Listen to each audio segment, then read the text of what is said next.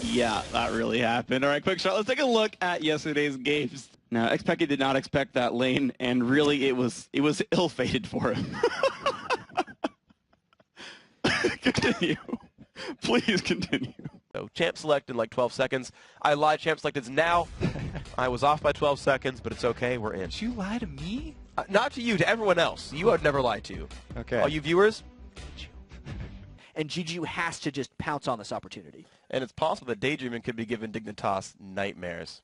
Anyway, GGU know there's never been a better chance to turn their luck around against Dignitas and an AFK Crumbs. Kobe will dissect some of the key plays of the day so far. Don't go anywhere, there's tons more action coming up right after this. I see what you mean.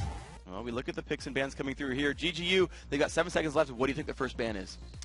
It's going to be Karthus here, maybe aimed at that Reginald, because Reggie has been using Karthus to great effect in several of TSM's games, and they really put a high priority. Oh!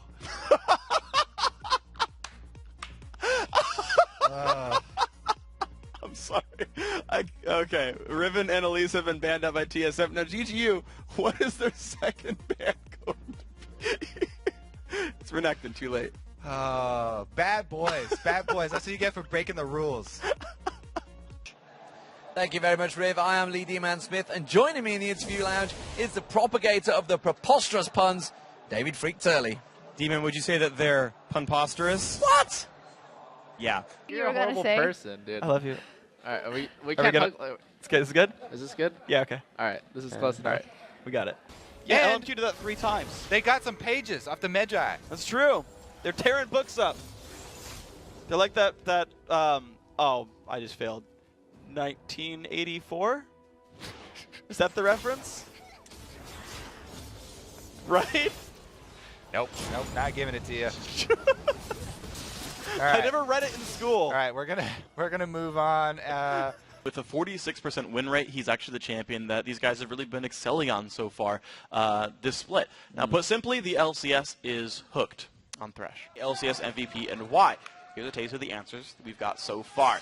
And Hales 80 says, Link, if we had the whole season mid, we'd be talking about him with the same awe as Bjergsen. He can play utility and assassin. After the way that game ended, I'm gonna have to go ahead and say 100% agree on that one. Yep. I think a chain is only strong as their weakest link, and he is definitely strong here. Yeah, so talk to me about the duo lane, because you've got a sheep on one side, Moo on the other. It's a bit of a farm lane. How'd it go for you guys? Oh my god. Okay. I have to deal with this Please. every day. I feel for you, dude. The pity. Daydreaming literally sees the future, but I believe they could see it. He saw it in a daydream. The headsets are slightly soundproof, but I can still hear the groans from the audience. Oh my god. It's the best feeling in commentating. Well, you know, he said coming in he'd be a little bit nervous, but he wasn't sheepish. Went for the engages, found the kills. The crowd groans. I deserve that. Stuff that like the mid game where I feel like Dig has a near perfect 5 minutes. Like the first 5 minutes, Dig plays extremely well, but after that, it's like starts to crumble. And so I spent a lot of time working on that crumbling factor, especially this week. At least you'll see if you guys can keep the crumbs together here with this one. We want to get your thoughts on our Twitter question of the day today. St. Vicious DeMarco. Brandon St. Vicious DeMarco. I don't know why I just like replaced your first name with that one. Just like making it long, man. I just throwing it all over the place. All these words go on here. Anyway, it's glad to have you back, son. Thanks, Dad. All right. Awkward. I like how much better Cassidy was, because when you've got 12 people instead of 10, you're going to have more force pulls than Crepo's family. Used again. Scrying Orb once again, constantly checking race. Hey, Dominate's right there. Dominate says, Don't all worry, right, I got you. swing and a miss number 2. I'll give you a freebie. Gets a bunch of gold for it. I don't know how free that was. It cost him like 250 gold. Ah, Scrying Orb, too many misses there for Bjerg. Switches over to the sweeper. Would you say he's crying about how bad his accuracy was? Nope. That was an audible no. Emphatic no from the audience. The other big one is a set of jungle changes. The new Ancient Golem, also the buffs to champions like Maokai. Maokai's a champion that I think really never completely leaves the champion pool. I think eventually junglers will branch out and pick him back up, and hopefully he won't be uprooted for too long. the flash cocoon. Meteos is in. Boy has no flash. There's elimination. Move over. Lemon gets first blood. Oh, Dominant's headed up top, though. He wants to answer. They've definitely been prone to shifting. Yeah. Especially after the first game. It's been very telling. Yeah, honestly, the votes have been shifting more than Dignitas's mid laner. But overall, though, I got to say the pack strat here has been very vocal.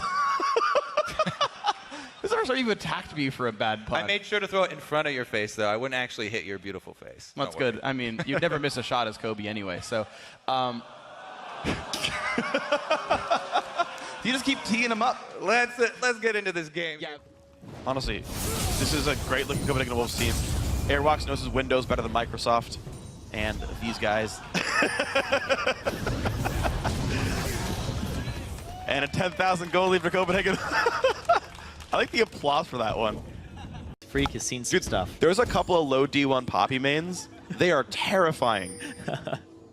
You run into them all the time. A couple. This dude named Opened. He kills me a lot. Yeah, I saw you play Aurelian in Italy. You do get killed a lot. Yeah, I do. This is why I'm casting. I'm like double lift. Whoa. Anyway. Oh, he can't even defend himself right now.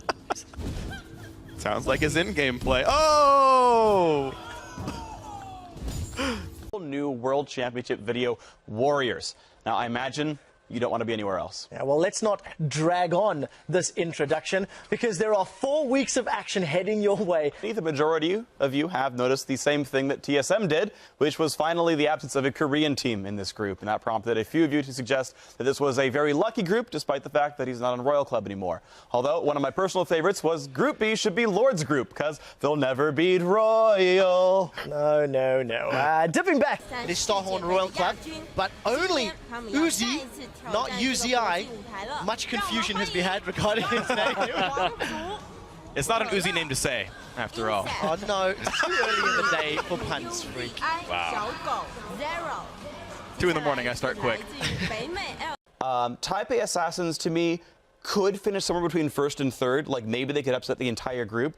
The problem is their region is so shallow.